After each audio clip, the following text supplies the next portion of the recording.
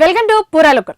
త్వరలో జరగనున్న మున్సిపల్ ఎన్నికలపై కమలం పార్టీ నేతలు ప్రత్యేక దృష్టి పెట్టారు. అందులో భాగంగానే ఇటీవలే హైకమాండ్ రాష్ట్రానికి 3 ఇన్ఛార్జీలను నియమించింది.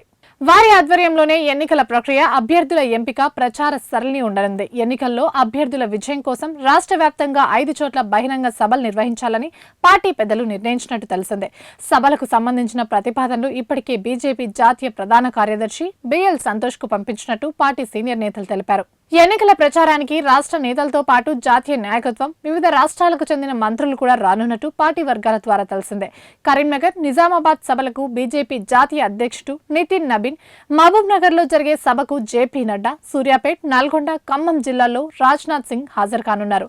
సభలను విజయవంతం చేసేలా పనిచేయాలని పార్టీ రాష్ట్ర అధ్యక్షుడు రామచంద్రరావు శ్రేణులకు పిలుపునిచ్చారు. పార్టీ రాష్ట్ర కార్యాలయంలో పదాధికారులతో జరిగిన సమావేశంలో పలు కీలక నిర్ణయాలు తీసుకున్నారు. మున్సిపల్ ఎన్నికల్లో అధికారిక కాంగ్రెస్, ప్రతిపక్ష బీఆర్ఎస్ ను ఎదుర్కొనే మెజార్టీ సీట్లు సాధించేలా ప్రణాళికలు సిద్ధం చేసుకోవాలని జిల్లాల నేతలకు సూచించారు. ఇవి ఇప్పటివరకు అప్డేట్స్. మరిన్ని అప్డేట్స్ కోసం చూస్తూనే ఉండండి పూరాలుకర్.